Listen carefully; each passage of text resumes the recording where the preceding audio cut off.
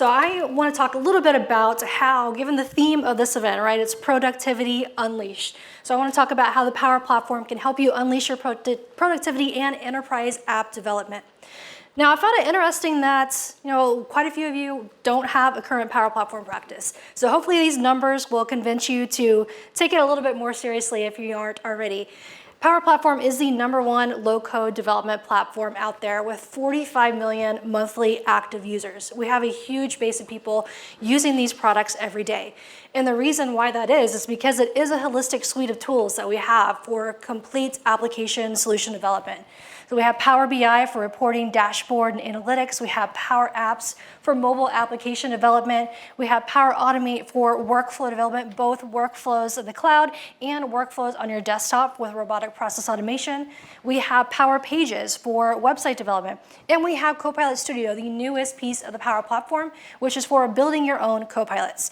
So all of this that you're seeing has a model in the back end with custom connectors. So with these connectors, we can seamlessly plug and play and use your existing infrastructure developments to be able to interact and integrate with your technology that you already have with your back-end systems. So it's a complete stack that we have, and it is Copilot powered. So let's talk about that for a minute in a second. But first, a lot of questions that I get here with the Power Platform is this really for enterprise development? And it really is, because when you think about it, less code is actually smart code, right? So you have less to maintain and update and patch and all that. You have less breaking changes. You have metadata-driven development, built-in authorization and role management. You have simplified deployments and versioning, and you have enterprise monitoring and governance. So all of that is baked into the Power Platform when you're using those. And it isn't just for no-code and low-code developers.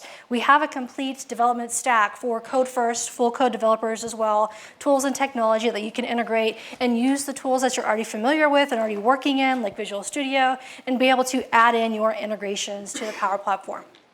Now, traditionally, when we've talked about the Power Platform, there was these silos or barriers between the no-code, the low-code people, and the quote-unquote pro-code people, right? But we're starting to see a paradigm shift now with that, because that is Copilot-first development. That's what's really changing the game here and breaking down these silos and barriers. And it really started with GitHub Copilot. So I don't know how many people in the room have used GitHub Copilot at all here, but that, it's like having a junior app developer at your side to be able to write and generate code.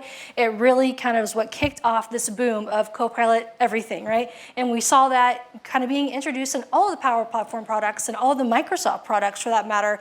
We have over 90 different Copilot experiences across the Microsoft stack now, and the Power Platform is one of the actual leaders at the forefront of driving these Copilot-powered experiences across all the different products here to make it easier for you to build solutions.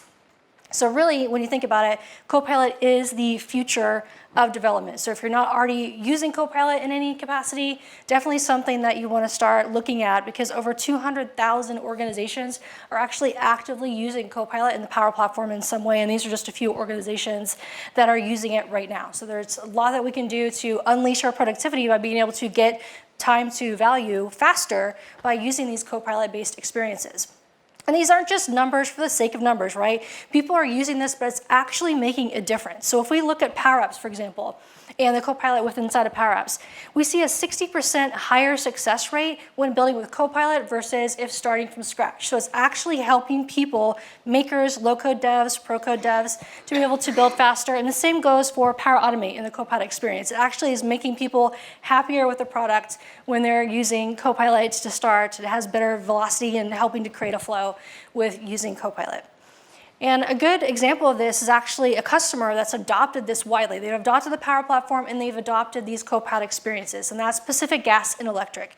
So they have over 75 million annual savings and 527 hours of annual savings by adopting the Power Platform. And they have a huge internal maker community inside PG&E with over 3,000 trained developers and 2,000 Power Apps applications, 4.2 thousand Power Automate workflows, and 16,000 Power App user base. So they are using this at scale for enterprise development, and they're using the Copilot technology behind the scenes. So just to give you a good idea of what's actually happening in the real world. So Copilot has a big impact for developers as well. So it's going to affect how we build, and it's going to affect what we build. But an important thing I think to note, we see these Copilot experiences and we think, is that going to affect me and my skills? Am I still needed and all of that?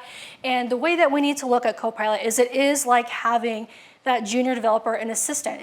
That's where the name comes from, Copilot, right? It's like having someone there to help you. It's not to replace you or your skills. It's going to help our productivity, but is also, we're still going to need our skills for certain things. So I use Copilot every day, at least some kind of Copilot-powered experience, and that significantly improves my workflow. And I start with Copilot a lot of the times when I can, right? So I start with Copilot, it saves a lot of time, but there is a complexity kind of gap that you see. So it's good what it's good for. It's good for getting you started quickly, but there are some complex situations where you still need your maker skills and to be able to get it over the finish line. So it's good for getting you maybe 60% of the way there, and you can bridge the gap and fill those gaps. Now, another thing to talk about is Copilot as a consultant, and this is an area that I'm really passionate about because before I joined Microsoft, I ran my own consulting company for 8 years. And we started out doing .NET and SharePoint consulting. And then eventually, when the Power Platform came along, I kind of got my hands into that. I adopted it. And we saw a huge increase in the amount of clients and the amount of solutions we were able to build by adopting the Power Platform and adding that onto our practice. So it's really something that has affected me personally, not only on a personal level as far as just helping me to build solutions faster and then be more productive in my job, but also to be able to kind of reduce the nuances required from a lot of consultants. Now the same goes for ISVs as well. There's a big play, we really need ISVs in this Power Platform space. One, to innovate and specialize. So there are going to inevitably be some gaps in the product where we need to be able to extend the out-of-the-box experiences, and that's where ISVs are strategically placed to help with. The other thing is with our connector model. So I mentioned we have over 1,400 connectors integrated in the product, but we also have the ability to create custom connectors. So this is a way for ISVs to be able to add those experiences to back-end data sources to enable users to connect to other systems that might not already be out there.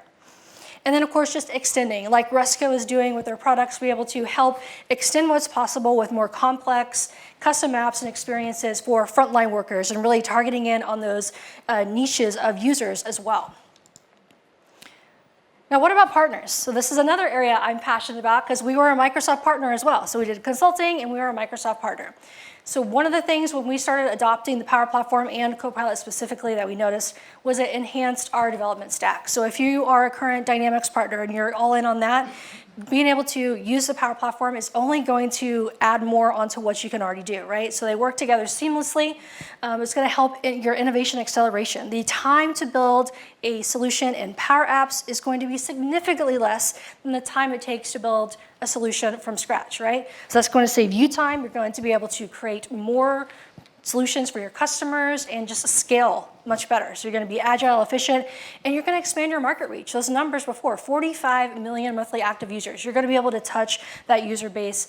And as Andrew pointed out earlier, there's more and more people over the next few years that are going to be adopting the Power Platform and not enough people actually doing this and implementing this as for partners. Now, so that's kind of like the opportunity that we have here, but let's talk about some things that are new here because as Andrew said, you kind of changed the dates of this to align more closely with Build. That just happened a couple weeks ago, and inevitably at that conference we have a lot of new feature announcements, and there's a couple that I wanted to talk about. The first is agent capabilities. So this is for Microsoft Copilot Studio, which is to build your own custom Copilot experiences. So imagine that you have your own internal data and you want to be able to have some kind of chat-based experience over your data. That's what Copilot Studio enables you to do. And if you want to learn more, Daniel Laskowitz has a session later on about this as well during the event.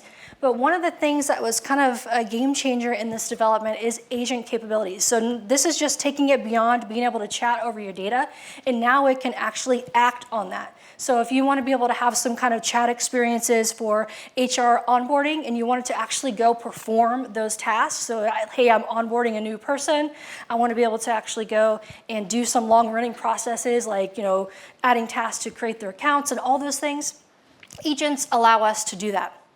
And again, you can learn more in some sessions there. Now, another thing that was announced to build is the AI recorder. So this is for those processes that you want to automate that don't have access to an API that might be on your desktop. So this is using Power Automate Desktop and doing robotic process automation. So with this new capability, it's breaking the barriers down of what it takes to build those robotic process automations by giving you an AI recorder. So I do a lot of videos on YouTube. So when I'm doing those videos, I'm sharing my screen and I'm talking over what I'm doing, right? So this is giving you the ability to do just that. You can share your screen, open up the AI recorder. You can say what you want to happen. So when I open up this spreadsheet, I want to copy data from this table and I want to paste it into this other spreadsheet or whatever that might be. That will take that information, use AI behind the scenes, and build an automation for you to solve that. And that's all you have to do. So it really is some cool new functionality. Now, let's talk about AI flows. So this is for cloud flows. So those processes that do have APIs that you can integrate with, we have the concept of something called AI flows. This is a complete new paradigm shift in how we build our automations. So this is a quick example of what these AI flows will look like. So this is going away from the traditional model of using Azure Logic Apps behind the scenes, kind of like what Power Automate is based off of.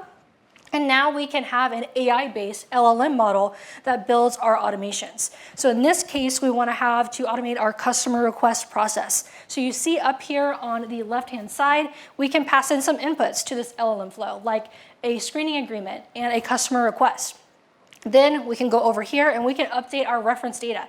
I can upload a PDF document of our booking change policy. And I'm just passing in and giving this large language model everything that it needs to be able to automate my process. So here's where my data is. Here are my policies and the bounds. So you can see here's all the information in the PDF that I wanted to pull from. And then we have the instructions here in the middle. So I'm just going to tell it exactly what I want it to do. So I want you to examine the customer request, so that's the input that's going to come in via email, and figure out what the options are according to our screening agreement. Then we're going to use the booking policy as a guide, so that PDF.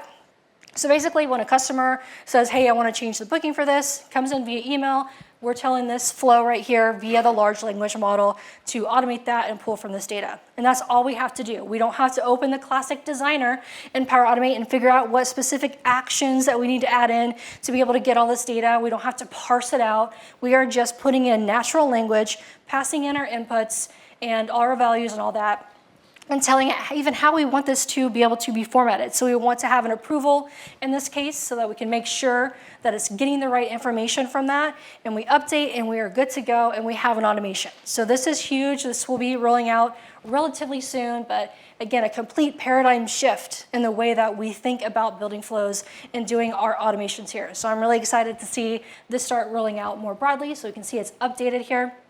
And now we have our output values. So what it's going to do over there, it's going to add the connectors. I didn't have to do that. It just added the connectors for the approvals and to get the email. And now we're good to go just by providing those instructions. So it's handling that in the back end. All right, so now let's move on to Power Apps, because this is a huge opportunity for everyone, because we have 1 billion new applications that will be built by 2028. So Power Apps is strategically placed to help us bridge that gap there and be able to build new experiences. And the way that we create these apps, again, is changing. It's going to be more natural language based, it's going to be more graphical building, and more AI components that we use. And Andrew mentioned frontline experiences earlier. And I think Power Apps is strategically placed to be able to help with those and some of the newer features that we have here for the experiences for frontline workers. So we're able to run apps natively on your device. We have mobile offline. So we've had that for our model-driven apps in Dataverse for a while, but now we have true mobile offline for our Canvas apps in Dataverse. So that was another new thing that was recently rolled out. We don't have to do anything but turn on a feature that says make this available offline, and we're good. And we can also brand these applications for our frontline workers to be able to use their own app launcher and roll out via Intune. So this is really helping to make it easier to build solutions and roll those out to our frontline workers. Now, when we're talking about frontline workers, Andrew mentioned that there's not a lot of productivity increase for frontline workers, right? Now, I built a lot of apps in my day for people. I live in a state in the US where there's a lot of oil and gas. And so I built a lot of field reports and field inspection apps back in my day. And one of the things that I wish I had when I was building those is this right here, the ability to add a co-pilot into those app experiences. And I truly believe that this is what's going to kind of be a big innovation here to help increase the productivity and satisfaction of our frontline workers with the applications that we're building. So this is allowing us to connect our Power Apps to a Copilot that we build in Copilot Studio, and it will have a native integration where they can just chat and get questions answered. So rather than having to do tons of button clicks and things like that, they can just open the Copilot, ask it exactly what it needs to know, like, hey, when is my next inspection? Where do I need to go? And it just returns the information. So this is going to, and the other big thing for frontline workers here is the voice and text modalities. So they could actually trigger voice and just ask it instead of having to type things. So imagine they're in the field, their hands are greasy, whatever it might be, and they don't want to have to type into that. They can just enable the voice, say what they need to get there, and then Copilot can come back with the answer. So that's going to be huge for frontline workers. Now, other things too that we can help with these experiences and increasing productivity and satisfaction are things like forms prediction. So this is baked into our model-driven apps automatically now, using these Copilot experiences to predict values without having to type to help you fill out forms faster. And then, of course, Copilot within Power Apps. So this has been around for a while. We've seen Copilot in Power Apps as one of the first solutions in the Power Platform to get a Copilot experience. But one of the things, the limitations that's up until now, was we could only build single data source apps. So it can have us build a single table and all that and build a nice application, which was good, but again, a little bit limiting, right, to what we might want. Now we can put in a prompt like this, like I want an app to manage movies for my staff and everything in events, and press enter, and it can build a multi-table solution for us. So this was announced at Build. So we see we have this relationship diagram up here. So it was able to take that prompt and know that we need 3 different tables. We need to manage our staff, our room, and our movie events. So it's able to take that information and we can manipulate this, move around, and we can keep using Copilot to tweak this. So if I see something is missing here, I can go over to the Copilot experience baked in here, and I can have it create a new table in this entity relationship diagram here. So for food packages, for example. Now it's going to create that, and it's going to add that onto our canvas here. And it's building out our data infrastructure for our app, multi-table data infrastructure, complete with lookups and everything here. If I see stuff is missing or I want to change data, I can do that simply by referencing what we have here, all the columns and everything, and I can ask it to do other things and build out my data. So that alone is huge. This is just increasing the amount of functionality and things that we can do with Copilot. But taking it a step beyond that, we also have Copilot baked in our apps. So now we can go into our app right here, and we can actually have it write code for us. So even though this is low code, there is still code. So we have Power FX that we have to write in Power Apps. So we can put in a comment here saying that if a deposit is paid, I want this color to be dark green, otherwise red, and it writes the Power FX for us. So this is baked in now into Power Apps, and this is generally available in most regions, I believe. So that is a big thing here to making it easier. But the other thing I love about this is the ability to explain a formula. So you see this little Copilot button here? We can ask Copilot to explain what's going on in this items property for our gallery, and it will give us a description. So no more guessing, either maybe not remembering what you did 6 months ago or trying to figure out what your colleague is doing in your app. We can use AI to explain that for us. So I use this all the time. I love it. It might be my favorite Copilot thing so far is the explanation one. Now, the other thing that we have here too that's interesting for app developers is this ability to view the code behind in your app. So we can have this view code. It's a YAML option, so we can see the underpinning YAML of the application, and eventually we'll be able to copy. We can paste this out into our source code editor. We can make changes directly to the YAML and eventually be able to paste it back into the app. So it's enabling, and of course integrate with source code and Git and all of that natively. So it's just enabling that experience for low-code devs and code-first devs to work better in an application with this functionality. And then lastly, the other thing is what I mentioned is the ability to add Copilot into our Power Apps now for those experiences. So now we can simply go to a setting in our application, and we can say point it to this Copilot that I built in Copilot Studio, which is our Cineplex event. And now all of that information in that Copilot is accessible via our application. So when a user goes to actually run this app, once they close that, they can go and run the app and they'll have a native Copilot experience in there to ask questions. So we see the Copilot button right there. We have our Cineplex Copilot and we can ask it whatever we need to. And this is a native experience in desktop and mobile for our frontline workers.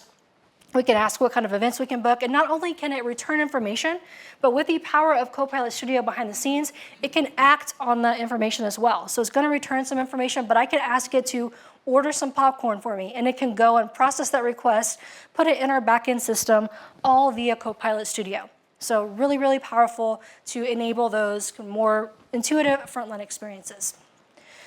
So to really wrap this all up, what you build is changing.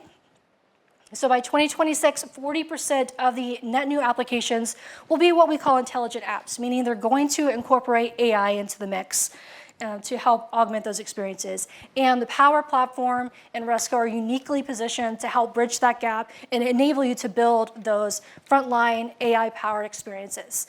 So thank you so much. I'm going to bring Andrew back on the stage to wrap this all up.